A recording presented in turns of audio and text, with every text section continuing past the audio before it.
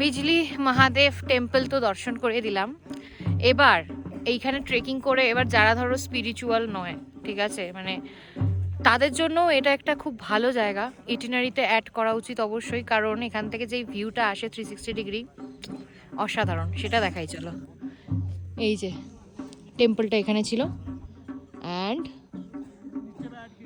এটা হচ্ছে ভিউ। কি নেই, আমি এখানে দেখতে পাচ্ছি নর্মাল পাহাড় যেগুলোতে গাছ জন্মায় না, ঠিক আছে, লাল মাটি টাইপ।